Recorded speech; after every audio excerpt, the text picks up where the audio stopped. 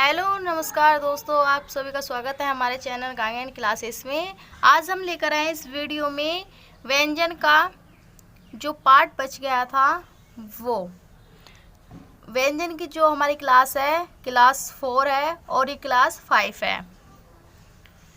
हम स्टार्ट करते हैं वीडियो को। अंतः स्वर व्यंजन रे ले वे, ये हमारे 4 वर्ण होते हैं, ये रे ले वे। ये वे वर्ण जिनका उच्चारण करते समय सांस वायु मुख के अंदर की ओर प्रवेश करती है। जब हम इनका उच्चारण करते हैं तो हमारी जो वायु हम सांस लेते हैं वो हमारे अंदर मुख के अंदर प्रवेश करती है। जैसे हम इसका उच्चारण करेंगे रे ले वे ये, इसमें जो हमारा ये और वह है, ये और वह, ये हिंदी स्वर, ये हिंदी में जो है अर्ध स्वर माने जाते हैं। हिंदी की जो वर्णमाला है उसमें ये अर्ध स्वर माने जाते हैं। और वैसे इन्हें सब कहते हैं कि ये आधे स्वर हैं, आधे हैं, लेकिन हिंदी में यह और वह को मानते हैं और संस्कृत में इन चारों को ही मानते हैं अर्ध स्वर।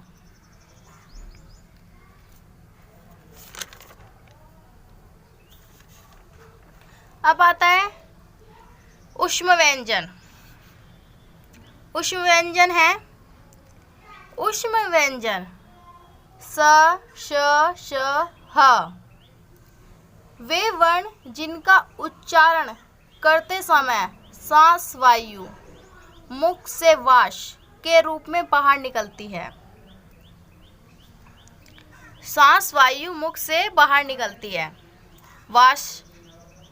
अब आप मुझे बताइए वास क्या है? वास गरम वायु, जिसे हम बोलते हैं ना कुकर की सीटी लग गई और उसमें से भाप निकल रही है तो उसे वास बोलते हैं। ऐसे ही गरम वायु, इसका जो मीनिंग है गरम वायु। जब हम इनका उच्चारण करते हैं तो हमारे जो मुख है, मुख से जब हम इनका उच्चारण करेंगे तो मुख से गर्म से हवा निकलेगी। श, आप भी उच्चारण करें मेरे साथ। स, देखें, है तो एकदम गरम। मैंने अभी फील किया आप सभी को एग्जाम्पल के रूप में, तो आवाज़ आ रही ना गरम। साइड जब हम उच्चारण करते हैं वर्ण का इनका तो गरम वायु निकलती है। आप भी प्रैक्टिकल मेरे साथ साथ किया करें तो इजीली आपको बहुत अच्छे से वर्णमाला बहुत ही अच्छे से आ जाएगी। फिर आपको और भी जो हिंदी के टॉपिक्स हैं उनमें भी कोई भी प्रॉब्लम नहीं होगी। मैं ऐसे ही सॉर्ट आउट कर लेके चलाऊँगी आप लोगों के साथ, जिससे आपको एक बार मेरी सारी क्लास ले लें और इसके बाद लाइफ टाइम आप हिंदी कभी भी ना भूल पाए। अब आता है संयुक्त व्यंजन श श त्र शर्म। संयुक्त व्यंजन का जो मीनिंग है संयुक्त का मीनिंग होता है कि हम 4-5 बंदे हैं और हमने एक समूह बना रखा है और हम किसी कार्य को कर रहे हैं तो संयुक्त होकर एक समूह जुट करके संयुक्त हो गया। तो ऐसे ही संयुक्त व्यंजन भी ऐसे ही है कि इन वर्णों का जो उच्चारण हुआ है, ये जो वर्ण बने हैं कै, आधा कै और श, इनको मिलाकर श्र बना।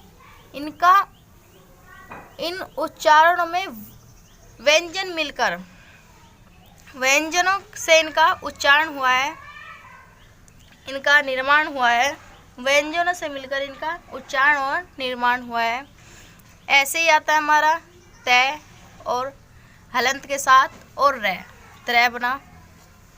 ऐसे ही जय और अये मिलकर हमारा गै बना, और शय और रै बनकर हमारा श्रेय बना। अब आते हैं, वे हमारे कंप्लीट हो गए संयुक्त व्यंजन, ऊष्म व्यंजन और हमारे अंतस्वर व्यंजन कंप्लीट हो गए। अब आता है हमारा कि लय और रै को क्या बोला जाता है। रै और लय को क्या बोला जाता है। हम स्टार्टिंग से ही सबका लेकर चले हैं कि जिसको जय किसका कहाँ से उच्चारण होता है, किस और क्या बोला जाता है, सारा हमने अपनी सारी वीडियो में बताया। फर्स्ट क्लास से लेकर आज ये 5 क्लास है हमारी, इसमें भी हम बता रहे हैं आप लोगों को। तो जो नए हमारे चैनल पर हो वे हमारे चैनल, अगर वीडियो अच्छी लगी हो तो हमारे चैनल को लाइक और सब्सक्राइब करें और शेयर करें। और हमारी अच्छे से क्लासेस लेने के लिए वीडियो फर्स्ट से देखें और क्लास फर्स्ट से देखें, अच्छे से हिंदी कवर हो जाएगी आपकी।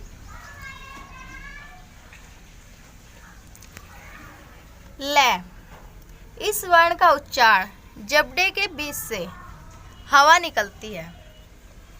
जब हम लय का उच्चारण करते हैं तो हम जब इसका उच्चारण करते हैं, हमारे जो जबड़ा होता है उसके बीच से हवा निकलती है। लय लय।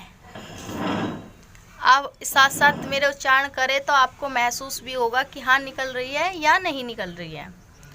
तो इसे बोलते हैं प्राविशिक व्यंजन बोलते हैं। लय को अगर इसका अन्य नाम पूछ लिया जाए कि लय को किस नाम से बोला जाता है, पार्वशिक नाम से बोला जाता है। अब आता है रै। रै को भी ऐसे ही, रै का भी ऐसे ही नाम है। फिर आता है उसके बाद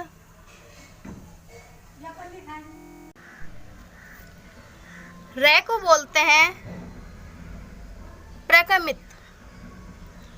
अब आता है हमारा उच्छिप्त वर्ण, जिसे हम बोलते हैं ढ और ड। इन वर्ण के उच्चारण का प्रयोग करते समय जीवा का अंक भाग झटके से ऊपर होता है। इनका दूसरा नाम द्विगुण व्यंजन भी है। जब हम इनका उच्चारण करते हैं तो हमारी जीवा, जो जीभ है, उसका जो भाग, आगे का भाग है ना, मैंने अपनी वीडियो में बता भी रखा है,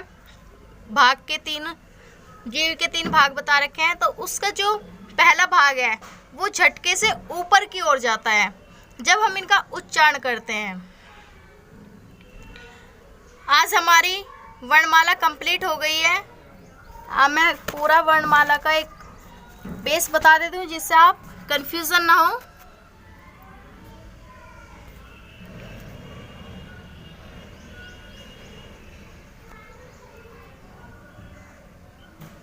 स्वर हमारे 13, स्पर्श व्यंजन हमारे 25, अंत स्वर हमारे 4, 13, 25, 4, ऊष्म व्यंजन हमारे 4 और हमारे संयुक्त 4 और 2 हमारे हैं। अभी मैंने बताए थे आपको, कौन कौन से बताए आप मुझे, मैं भूल गई। मुझे भी तो पता चले कि आपको पता है नहीं पता है। 2 है हमारे, बताइए जल्दी से। 2 है हमारे, जल्दी जल्दी बताइए, जल्दी बताइए, जल्दी बताओ, जल्दी।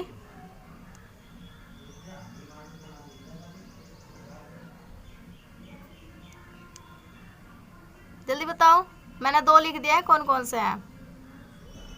वे हमारे उपछप, उपचित व्यंजन है हमारे 2। टोटल हमारे हो गए 52। अब आता है क्वेश्चन, वर्णमाला में अर्थ के आधार पर कितने वर्ण हैं? वो है हमारे 44। ये बहुत मोस्ट इम्पोर्टेंट क्वेश्चन है। बहुत अच्छे से लास्ट तक वीडियो देखेंगे तो जब भी आपको पता चलेगा ये क्वेश्चन।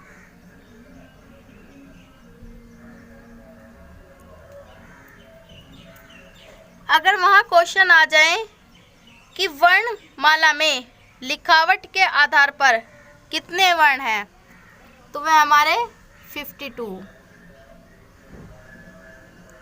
अगर पूछ ले तीसरा क्वेश्चन, वर्णमाला में व्यंजन कितने हैं, तो हमारा आंसर आएगा 33। अगर वे पूछ ले क्वेश्चन में अर्ध स्वर हिंदी के अनुसार कौन से हैं, तो वहाँ आंसर आएगा हमारा यह और वह। अगर क्वेश्चन कर ले कि यह वह रैल है, ये अर्ध स्वर किसकी वर्णमाला से है, तो हमारे यहाँ संस्कृत की वर्णमाला। क्योंकि हर एक क्वेश्चन को 2 प्रकार से पूछता है। एक तो आंसर से क्वेश्चन बनता है और एक क्वेश्चन से ही क्वेश्चन बनता है। तो हमेशा 2 तरीके से आप क्वेश्चन को तैयार करें। जो हमारा आंसर है एक उसके आधार पर भी क्वेश्चन बनता है, इसलिए।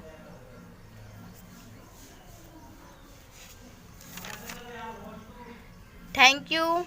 अगर आपको हमारी वीडियो अच्छी लगे तो लाइक, शेयर, कमेंट और सब्सक्राइब ज़रूर करें और ज़्यादा से ज़्यादा शेयर करें। धन्यवाद आपका, हमें इतना सहयोग दे रहे हो आप लोग सभी। आप सभी का मैं बहुत दिल से स्वागत करती हूँ और दिल से धन्यवाद करती हूँ आप सभी का।